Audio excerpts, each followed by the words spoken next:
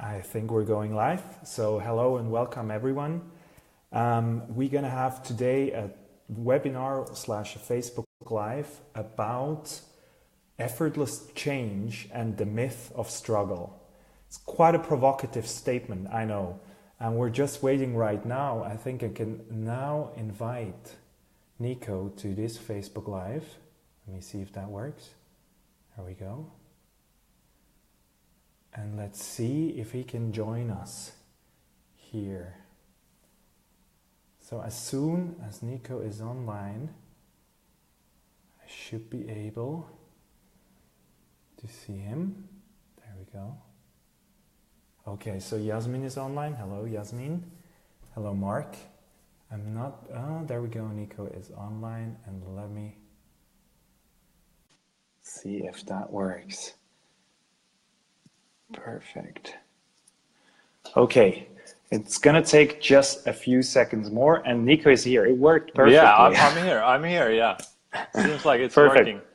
I'm very happy that it worked out like that. That's very cool. Yeah, let me just adjust my phone a little bit. Yeah, no worries. While you do that, I just wanted to give a brief intro to Niko. So I met Niko. I remember you were one of the guests at the Lifestyle Design Convention, an event I organized, a self-development event I organized in Switzerland. And let me say that it was a very practical-oriented self-development event. So it was all about techniques, tricks, hacks, how to become a better human being and how to work on yourself in order to be happy. And Niko was one of the guests, I remember. And that's how we met for the first time. And I think we didn't talk too much at that point. No, not really. No. The next you time... were pretty busy. There's always someone, like talking to you. So yeah, because you were the head of the conference. So yeah. I was not only pretty busy in doing stuff, I was also pretty busy in my head, I have to say, at that time. Yeah. So Niko, maybe you can tell us a little bit, like the next time we actually met was at a Three Principles conference in London.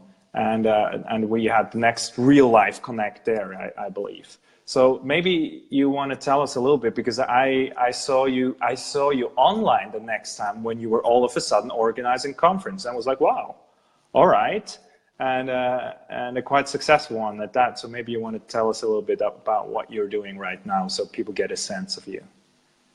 Yeah. So let me first talk a little bit about that conference, because really the idea was sparked. So I organized 2 conferences here in Helsinki, Finland, where I live, and they were called the Unlimited Conference. And the real spark for those conferences came at your event in Switzerland.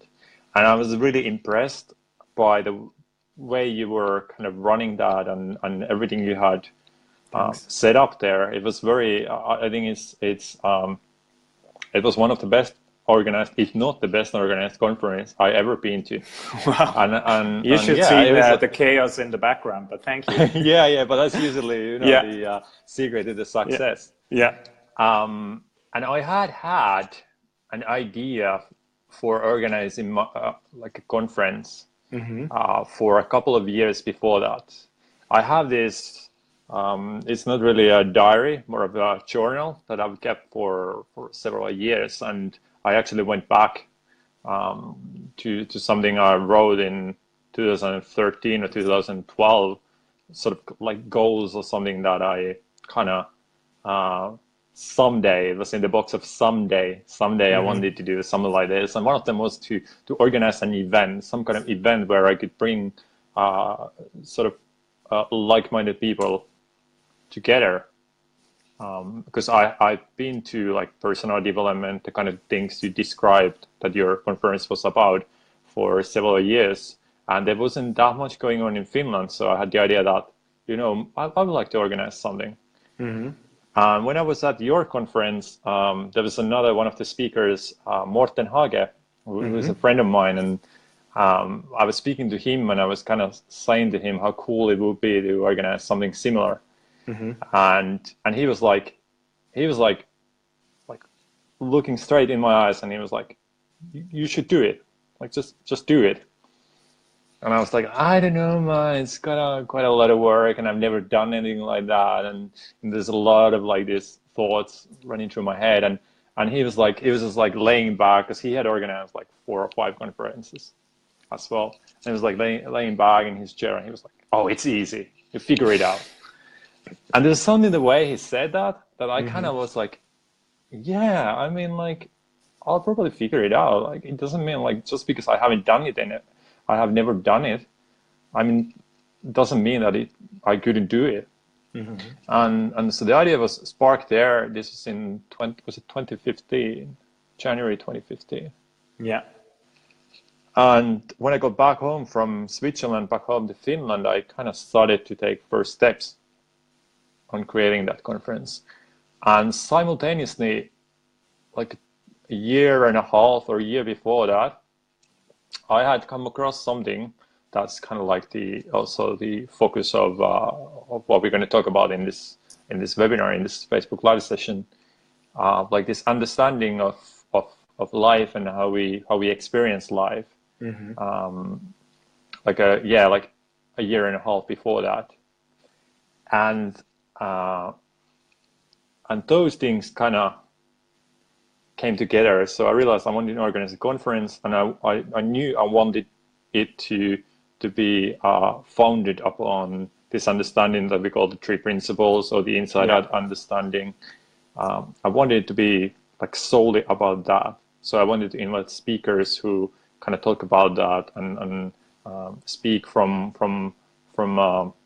a very solid understanding of those principles that I personally been exploring for the past 4 or 5 years. And I was very happy to see, maybe like a year ago or something, I saw that you started to post about that as well, and you started Same kind of stuff, like share stuff, and I was like, oh, this is cool. So Kai is also interested in this. And then obviously we met at the big London conference, the 3 Principles conference there, and we had like 4 days to hang out and really get to know each other. And I think we spent pretty much every minute we were at the conference we were together. That's true. Can you talk a little bit, because sorry to interrupt you, before you talked a little bit about an experience you had like 1.5 years before that, organizing the conference. Can you tell me a little bit more about that? Because maybe I'm a bad listener, maybe you didn't tell me, I don't remember, but I would love to hear what experience you had back then. So basically so again, giving a little bit more context. So since I was like 17, 18 or 19, I got interested in this sort of personal development and the idea of kind of improving myself, really. Yeah. That's what it was about. And you know how, like, if you play FIFA, you have like in FIFA you have the players, the real players like Messi, Ronaldo, all the football players, and in that game all of them have like a overall score of how good they are. So Messi is like 95 out of 100, and Ronaldo is something similar, and then you have some other player who's like 80 or something, and then they have different attributes. So they have like speed, stamina, all those kind of things. So in my mind, I created something similar. So there's these different attributes that I kind of identified in human beings, like self-confidence, self-esteem, authenticity, all these kind of things. And so I kind of like saw that we have these different attributes, and then I became really interested in improving them. So kind of like improving my score in those different things, like improving my self-confidence, improving my self-esteem, and all those things. Yeah. Because in my mind, I had the idea that the higher the scores, the more the better human being I am, the more effective I am, the more I get to done, and the more successful my life will be, whether that's in sort of work life or relationship or any area of life. So for many years, I was looking into different modalities and techniques and ways of improving and developing those different areas and attributes. So that And sounds to me like a little bit like effortful change, right? it was very effortful. I had a full schedule, really, like it's ridiculous. Like if you saw how my day goes, I don't know, 2013 or something. There's like a summer I just finished. I went to university in England, and then in the summer of 2013 I moved back to Finland, and I had like 3 or 4 months just before I started to work in a company in Helsinki, and I had a full schedule. There's all of these kind of like technique, like visualization techniques to improve like my confidence and that sort of things. And there's a lot of doing involved, a lot of doing and a lot of effort. And then we come to the event that I kind of talk a little bit about, and you asked me about the experience I had, and it was in early 2014. I came across a guy called Jamie Smart, who was also a speaker at your conference and in my conference. And I just saw the comment by Antti. Let me see. I don't see the comment right now. Maybe it refreshes afterwards. It says, Niko, if you were a FIFA player, your speed would be 100 because you've got some serious wheels. Yeah. Because if someone doesn't know, I'm in a wheelchair. That's another story. I don't think we're going to go there now why I'm in a wheelchair, but yeah. So I came across this guy, Jamie Smart, and started to follow his stuff. And I understood fairly quickly that he was talking about something else. Like he was talking about these same things, like these attributes in a way, but not directly. And kind of like what he was saying is that all these things like self-confidence, self-esteem and all these things, that they are just in a way attributes that naturally improve as we understand better what's really going on inside our heads and where an experience comes from.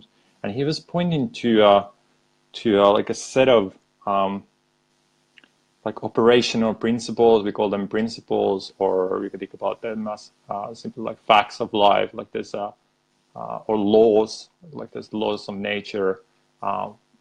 There's also laws of our psychological nature, how we function psychologically.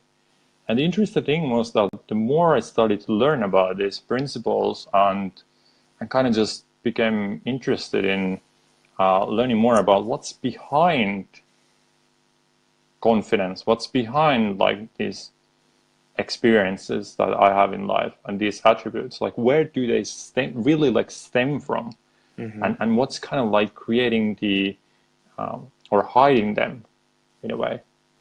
And I started to look into that direction more, and then we come to the effortless change part, because really by not doing anything else than exposing myself and looking into these principles, you know, these scores for these things like self-esteem, self-confidence started to go up. It was almost like I was noticing that I was behaving differently in situations, and it's almost as you look back and you're like, wow, how did that happen just now? It's unbelievable, right? It feels completely different than to the things in the past. I just had an experience, sorry to interrupt you. I just had an experience a couple of days ago or a couple of weeks ago where I had a talk, and I was so much more at ease, so much more relaxed than I've ever was before. And not because I did a lot of speaking lately in front of big groups, but it just seems to happen. And it's not something I'm doing. It's just the more I stop trying to fix something outside, it just kind of happens. It's really strange. And if I would hear that as a Facebook Live person now witnessing us here, I would think like, what are you guys talking about? And I was the same. Like I was, when I heard first about principles, I was at Morton's house actually too. And he was talking about that you don't need to meditate in order to be happy. And I was like, who are you? You have no idea. You need to meditate. Like, there's no way this calm mind, this crazy mind needs to be, can be happy if you don't meditate. So I can very much relate to that. Yeah. To that effortlessness of change, and you being like, what? That just happened. Okay. Yeah, because it's counterintuitive. Yeah. Because we are so used to the idea that if we want to change something, we need to work for it. And obviously, it's like if you want to build a house, you need to put effort to that in the sense like physical effort. Like you need to, buy tools and start to like build the house and everything. And for some reason, I don't know why, we kind of like adapted that idea to our mental life. Mm-hmm. So if we want to create change in our lives, we have that idea that we need to work, we need to put in that effort and that work. And also another kind of idea that we don't really test is that the idea that it takes time. Just like building a house takes, I don't know, I've never built a house, but I don't know, let's say a year, 2 years. So we have this idea that, okay, I need to work if I want to change something in my life, in the mental side, in the psychological side, and it's going to take time. But then if we really kind of stop and reflect on our lives and kind of ask ourselves, like, or someone ask us, like think about some of the major changes that have happened in your life. When we think about it and we reflect on them, we can see that they usually happen like spontaneously, or sort of not necessarily spontaneously, but like this. Yeah. I remember my uncle used to be a heavy smoker back in the 90s. And he had tried, I remember when I was a kid, he used to tell me how, one day he's going to quit smoking. And then there's like, I remember this, someday he came to our house and he was like, okay, I've stopped smoking now. And then 2 weeks later, I saw him smoking. And he tried to quit smoking several times. And then one day he was kind of outside his house and just having a cigarette there, or I think he was about to lit a cigarette, and he kind of looked at it, and he had this kind of experience where he somehow realized or saw how bad that was for him. And all of a sudden he started to detest the cigarette. He didn't want to smoke it, and he quit like that. Yeah. And there's like something shifted in that moment, and it really took only a moment. I don't know how long a moment is, like a second or two. There really isn't the time even there, but something like shifted, and his complete relationship to smoking changed in a blink of an eye, and then there was no struggle needed, and he hasn't smoked a cigarette since. How do you think that's possible? That spontaneous change like that can occur? Like, it sounds like your uncle was really trying to quit smoking, and then all of a sudden he did. He just simply did. And what do you think, like, how can something like that happen? How can effortless change like that happen? Well, I think that's a very good question. Let me see. I think it comes down to us in a way, and this is going to sound a little bit weird probably, but kind of bear with me. It's kind of like, in a way, we are visiting a place. I'm just going to say it like this. We're visiting a place where change happens always like that. And we can call that whatever. We can call that like a spiritual realm. So it's something like that's beyond our everyday experience, or beyond our everyday thoughts and feelings. Because the way we usually try to change is by controlling. Well, first we might try to control our habits and behavior. So if we use the smoking as an example, we try to kind of maybe we don't buy cigarettes anymore. We empty our house of like cigarettes and everything, and we create like an optimal environment. And then when an urge comes up, we use like a willpower to fight that urge. So that's like one level of change. And then also we may try to like change our like thoughts, like these like deep thoughts where the urge stems from. So there's also techniques like hypnotherapy or NLP or those sort of things that can be actually really helpful to change those like core thinking patterns. But then there's that realm that's a little bit difficult to describe, I think, where what happens is we kind of like have this like big shift where we completely see something differently.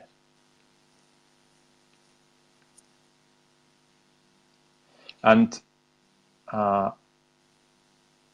it's almost like, you know, I have one experience like that, which happened like 3 or 4 years ago, and it had to do with drinking. And this is just one night I went out with my friends to, you know, drink a little bit and do some clubbing, and the next day I was feeling, you know, the effects of the previous night, and all of a sudden I just have this thought that I don't want to feel like this anymore, like ever again. Like, what's the point of feeling like this?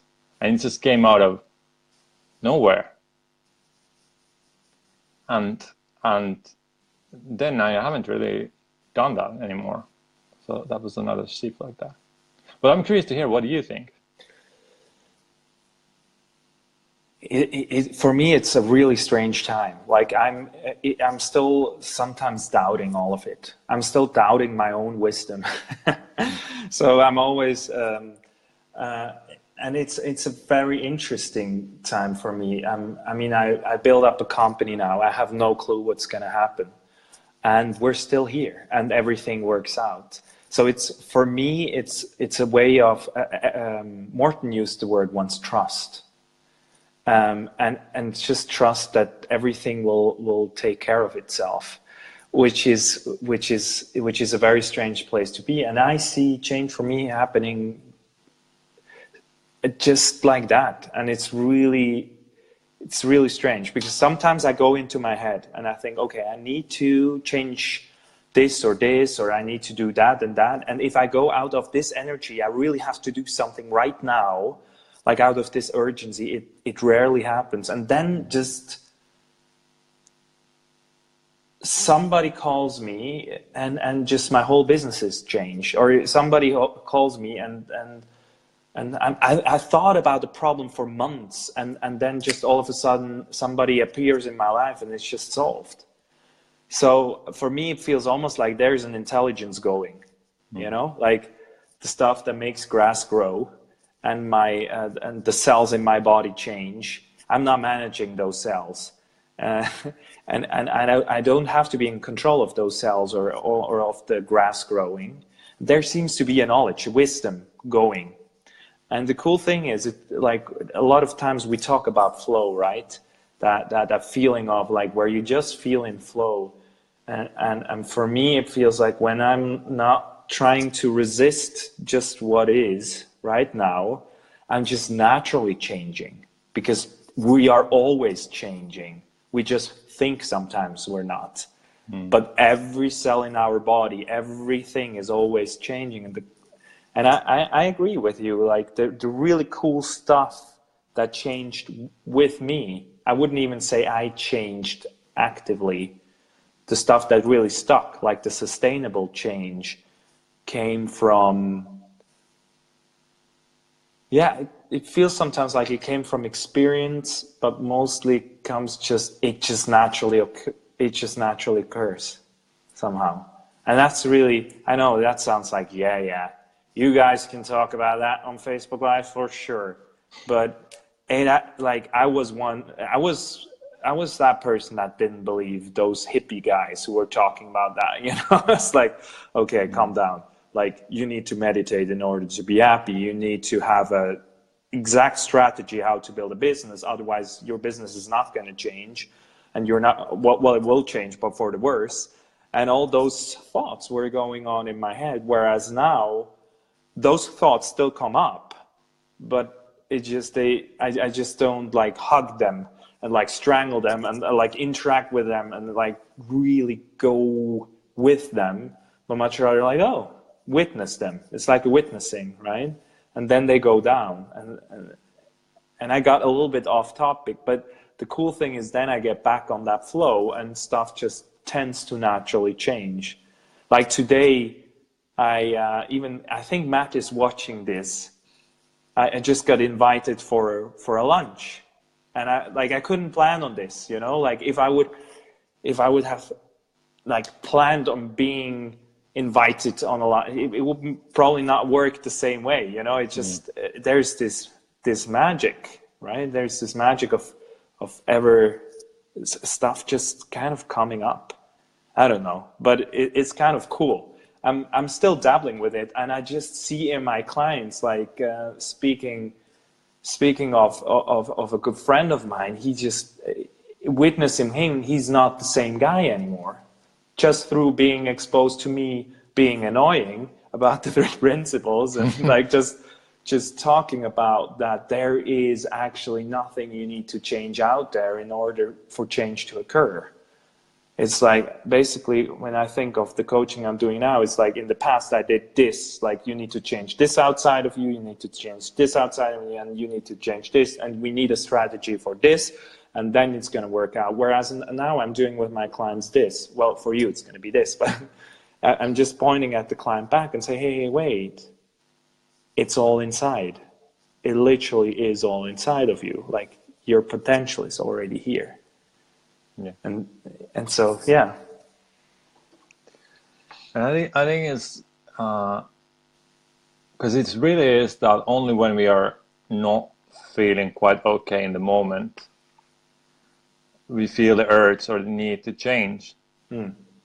But then there are the moments that we're totally what you describe as flow, or you can say that we are not self-conscious in a way. We're just like going with the moment. The idea, like, that's not on the table. That's not like you don't think about changing anything.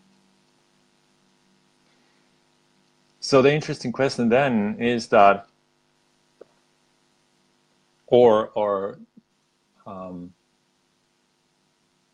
you talk about that trust. And I think that trust is linked to the understanding part, and the understanding part and trust part, what they create is that they create sort of a soft pillow for us for the moments that we have this some uncomfortable feelings inside of us. And there's the need of, okay, I need to change. Okay, what do I need to change? Okay, whether it's in the environment we are in right now, or the situation we are in right now, or whether it's like, okay, I need to change, my whole personality, so I'll be comfortable in this like social situation or wherever. And it doesn't feel like we have, or it might, like, we kind of lose sight of this potential you talk about. This inside potential, this inside truth. And it's really nice to have that soft pillow in a way during those times. We which really is that understanding that, you know, the potential is there, and it's really a moment away in a way. Yeah. Let me just Because quickly read a yeah. comment that Dawn wrote down. So, okay, this feed keeps dropping. Maybe she means the quality of our conversation or the feed itself. I don't know. Let's see. You're a young man, Kai. Thank you very much. I founded my own company when I was 24. That's real cool, Dawn. I actually didn't know that you were so young, Dawn. I did it when others thought it would fail, which is a beautiful example of that, right? Even though maybe society told you a story, you didn't buy into that. And I'm still here over a decade later and found my own Swiss company too. Yeah, so I think this is just another explanation of it. Like there's always somebody, or it's not even somebody. There's always your thoughts that will be here for me and tell me I'm not going to be able to do this. Like there's this intellect, this voice in my head that is almost never shutting up. When I'm awake, I call it reality. When I sleep, I call it the dream. But you could, in my point of view, you could always call it the dream. My intellect, my voices in my head, they're like a movie. They're just going on all the time. And if I would listen to those voices all the time, which I have done in the past, and I'm doing less and less now, but I've done it in the past, it's super energy consuming. Because I'm listening to all the evaluations, because I'm super judgmental, by the way, and you just hear all this, like, yeah, this person like that, this person. So, and I always felt this urgency of doing something. It felt like this 24/7 stress. And what tends to happen now for me is, and again, effortless, is that these voices don't have such a strong grip on me anymore. Not by me doing more meditation or reading another book about self-development, but just much rather about realizing, hey, it's just thoughts. It's literally thinking in the moment that creates my feelings, that creates my emotions, and not the circumstances. Like, because if Dawn wouldn't have access to wisdom, she would probably have listened to the voices outside of her, maybe even in her head. I don't know, Dawn. but it would, like, it wouldn't be possible to create something anywhere, because those voices are very, like, they are very reliable. They always come up. For me, it's almost like I have a great idea, or like something, I have an itch that something will change in my life. And then the voices come in and say, well, this is not possible because of this and this and this and this and this and this. And in the past, I was like, okay, well, if you voices tell me that in my head, that's okay. And now it's more like, all right, that's coming up. Yeah. Yeah, it's almost like you are in a court or somewhere. And it's like, okay, here are my arguments. It's like, and you're like, okay, well, those were really convincing arguments. Yeah, I think that's right. And just kind of like what you said, we can relate that back to what I mentioned earlier about how I was in your conference and I had this idea of organizing my own conference, and then I talked to Morten, and like I said, he said you should go for it, and then I had these thoughts coming up like, you know, I've never organized anything like that, so I'm not able to do it, or I'm not the kind of person to do a conference, and all these ideas, and then, you know, Morten said, you know, hey, it's easy, you can do it, and obviously it may look like what Morten said somehow still those voices that you were talking about, those insecure thoughts. But in reality, he could have said that, and I would have been like, it's easy for you to say because you've done it so many times before. But for whatever reason, like, it's not even like just something happened simultaneously when Morten said that. And it was like I had some kind of a, I don't know, opening or space or free line thinking of just like you have like during rush hour, you have like all the lines are blocked, at least here in Helsinki, and then you have to go really slow. And now there's like a free line, and you talk about wisdom, that sort of, which is just like another word for that potential, and that came true. That came was sort of, I heard that, and I kind of knew, yeah, I could do it. But that doesn't mean that as I started to like take the first steps towards actually creating the conference and actualizing the idea, that I never had those thoughts anymore. It was like the first minute first thing I did was maybe like decide some dates and look for like a venue, and started to kind of like contact the first speakers. And I could say like from that moment until the last word in the conference, I was like, I had this doubting voice in my head, like saying how this is not going to work, or like pointing out like what's not going as well as it could. But like you said, it's a relationship that changes to that. Yeah, it's not necessarily the content of thinking that changes for me so much. Like those old stories, they're still up. Guy, you're not good enough. Oh, you will say something stupid, blah, blah, blah, blah. All that movie is still there, but it's cool to realize that it is a movie. It's literally just a movie. Or a commentary track, almost like. Yeah. I sometimes use like an adaptation of what Jamie Smart said. It's like if somebody sits in a cinema and the person, or you sit in the cinema and the person before you screams at the screen, the murder is behind you, you would say, you're crazy, just relax. It's a horror movie, just relax, it's just a movie. But the way I interact mostly with my thoughts is exactly like that crazy person in that cinema. I take it very seriously. I take it super seriously, what's going on in my head.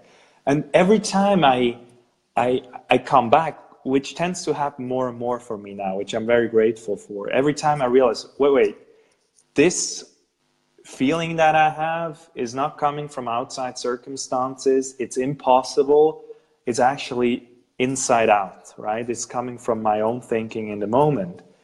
It just loses the grip a little bit. And I might still experience it, like you said, during that conference. I had a very similar experience during my conference, but still there is an underlying intelligence, a wisdom guiding us. You could call it also, a word I like to use a lot is intuition. There's like an intuition guiding you through it. And somehow in our society, and I'm getting very meta here, is we lost the connection to that intelligence. Or we didn't lose it, but we're not stressing it very much in today's education, business world, leadership especially, everywhere. It's more about who knows the most facts or informations and who can write the nicest spreadsheet. But the thing is, there is a different intelligence that guides us, that is also, for me, comes up more and more. And I'm like, that thing is so good. Like in the past, it feels like the difference between, somebody said, the difference between a hard drive and the internet, right? In the past, everybody was like wanting to have the fastest hard drive in their computer so they could work. But it's like recycling your own thoughts. Like if you just go to your hard drive and check and you just redo stuff, it's still okay, but it's just recycled. And then all of a sudden you start realizing, wait, there's the internet. Holy cow, if my hard drive just quiets down, the internet comes in, all of a sudden hits me. And that's so much better. I can Google whatever I want there. And that's what tends to happen. Like, we didn't plan this call. We maybe should have, but I don't know. But, like I'm not planning everything out so much anymore, because I trust that flow will take over and that I will know. The speech I did in front of 60 students a couple of weeks ago, I haven't planned anything. My preparation was simply to just give myself a good time before, just to relax, to have an enjoyable time with the people, to connect, to ask what's important to them. And that gave me actually much more, I believe, much more powerful speech there, where I felt so connected to the people and just so happy to share instead of thinking about all that stuff and trying to have a great structure. And in the end, you will lose that structure anyway. So yeah. So that's something cool that happens for me more and more. Let me just go into the comments real quick, because I think Don had another one. I don't know. Well, let me say something that came Please to mind. Do so. Yeah. Because you talk about like listening to wisdom, and I think because one of the things that are these habits we have is that we try to listen for wisdom from outside. Yeah. So we are YouTube junkies or book junkies. I am. So yeah. So we try to like read and so first I guess we'll look for people that we think have a lot of wisdom in a certain area of life. And then we either read their stuff or we'll listen to their stuff, and we kind of try to like take it in from there and kind of like take that, and then we might have like I know so many times in my life I've listened to someone who clearly sees some parts, like I don't know, like business life or something differently than I do, and then they seem to be successful in what they do, and I'm like, if I could just take that and just can you just put it in one sentence and then just give it to me, and then I'll upload it here or I implement it in here, and then like that. So we're listening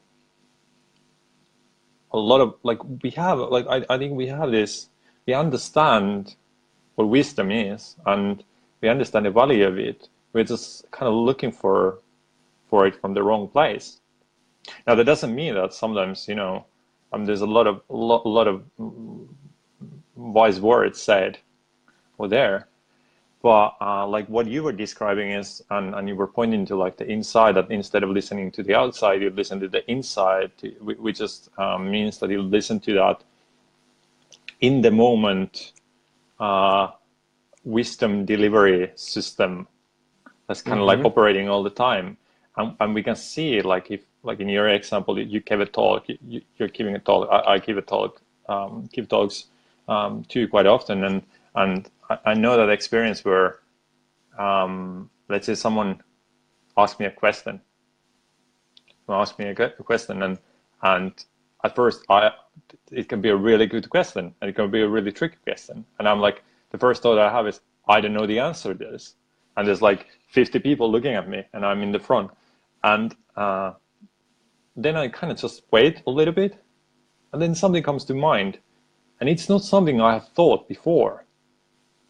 It's like, and there's this funny experience that I've in some videos I've described this, where you kind of hear yourself saying something for the first time. So something comes out, you know, through your mouth, voice, sound is coming out of you, and they convey ideas. Yeah. And then you hear them also for the first time. So you are also like a listener and student of what you're saying. And it's not like pre-filtered. You haven't thought it through. It's not something you said 100 times necessarily. Sometimes it feels like it's so cool what's coming up. Sorry, right? It's like, oh, this is very smart. I would love to know that too. It's very, very strange. Like I have this experience with doing YouTube videos.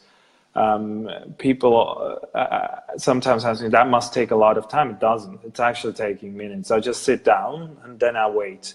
And then I wait until and Sina hangs out with me and we're just waiting.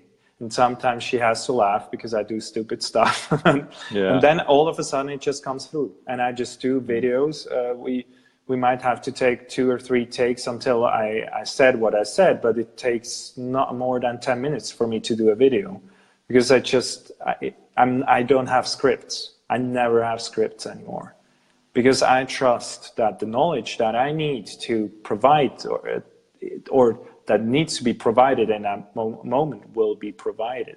Just want to go into a comment that Don made. Let me just check on where it is. It's always interesting to see. Now it's gone. Where is it, Don? Because it was an interesting one that made me think as well. Now I see like 2 Facebook Lives out of some reason. Maybe Don deleted it as well. I'm not sure. Oh no, here it is. I cannot see the whole thing.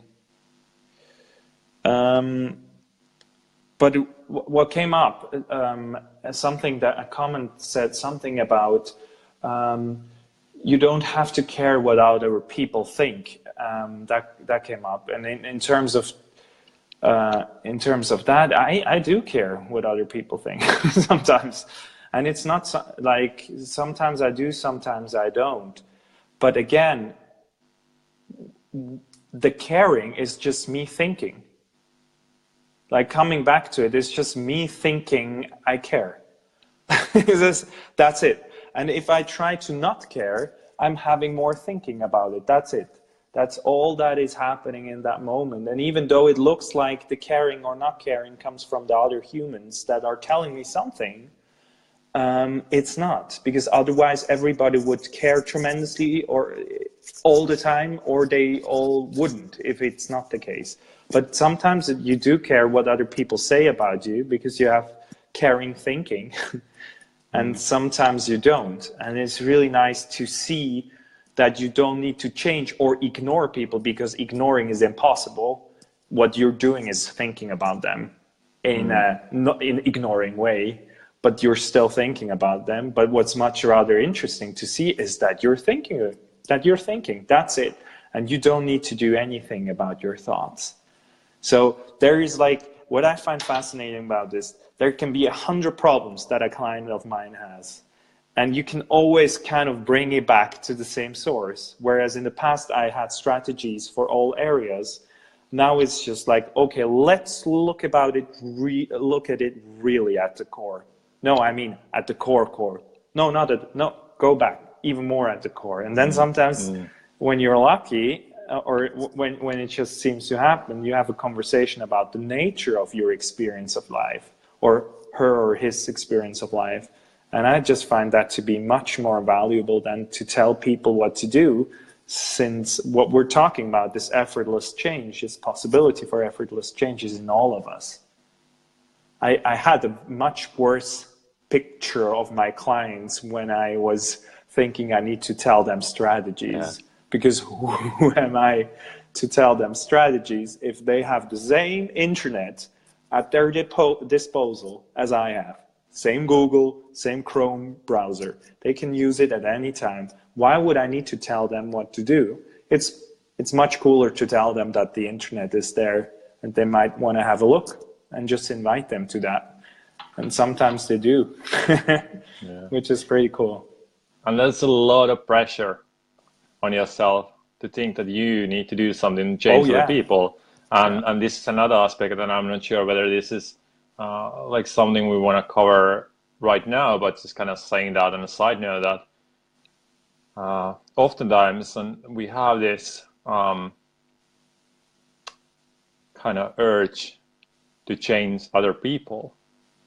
So we see someone who's struggling, and then we spend a lot of time thinking about how we can, make them change those, the way they're thinking and feeling about things, or if they have some habits that we don't like, we want to kind of come up with strategies to make them change those habits.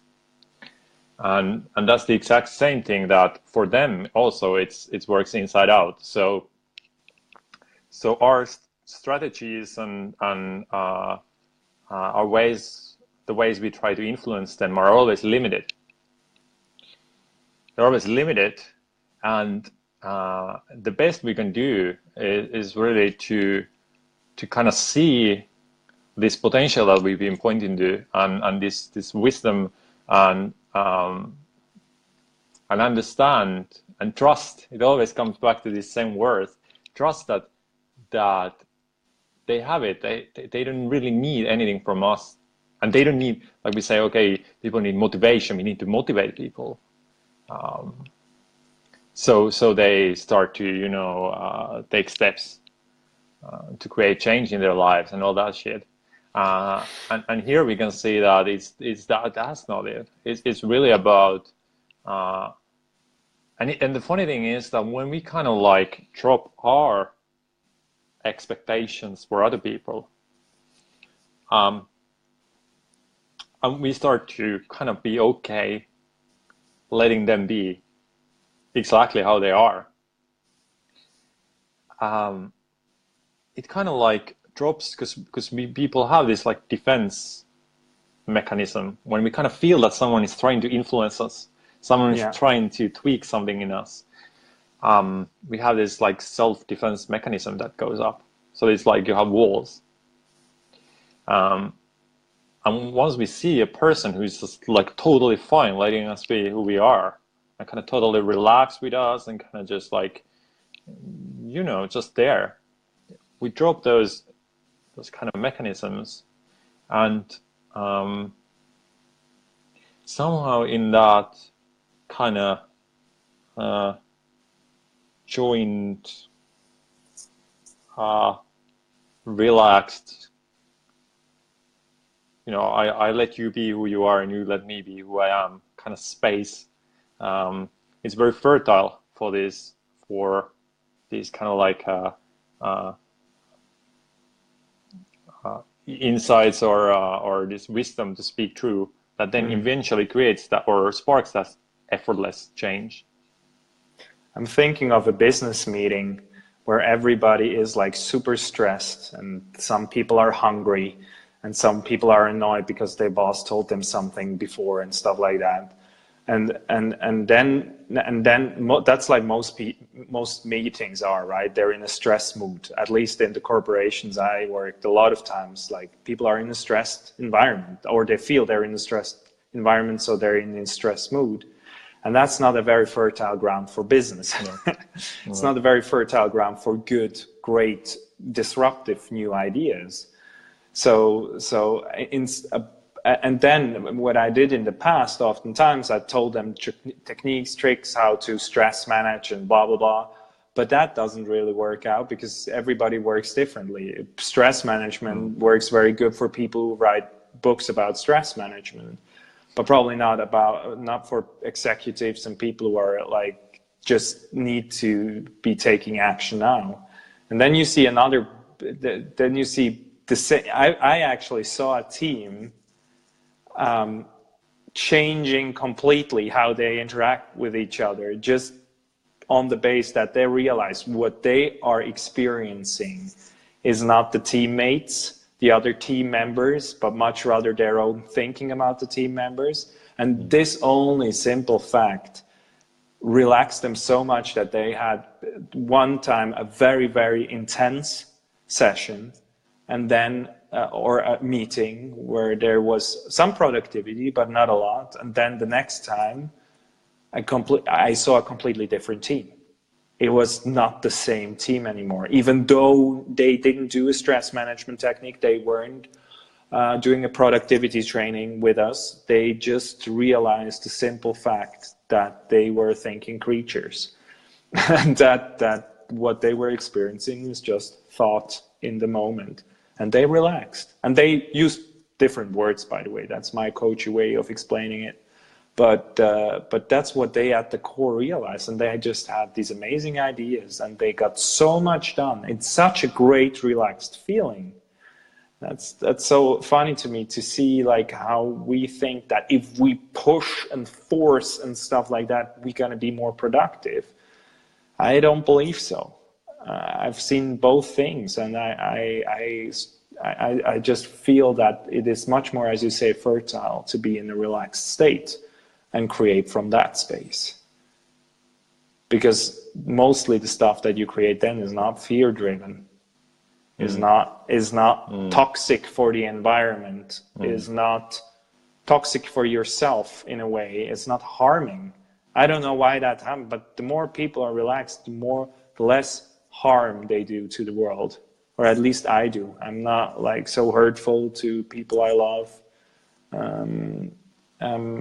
So it's pretty cool when you see that you cannot make anybody else responsible for your feelings, not even yourself on a certain level, but just you're thinking about that. It makes it pretty cool.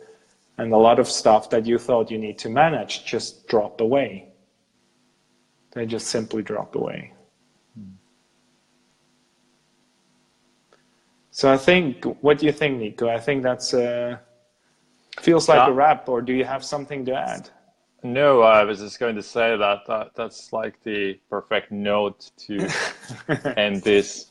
I wasn't planning on it. To end this duet now, and I guess we can, stick around a little bit if there's questions still that are not covered, or we can kind of like just collect some questions on like do a post live video. Yeah, we can do that. If there's something coming up for you guys out there, feel free to just ask a question, or even just share an insight with us that you have for yourself in that area. And we're super happy. Just do that in this Facebook Live or in the comment section. And we're super happy to get back at that, maybe with another video or maybe just with writing. So it was a pleasure having you on. Thank you so much. Yeah, Niko. Thanks for setting this up. Yeah, I think I'm going to do more of those. They're fun. And thank you so much for everybody out there that listened, that watched, that was a part of it. I wish you a beautiful evening and hope to speak to you all soon live. Bye-bye. See you. Bye.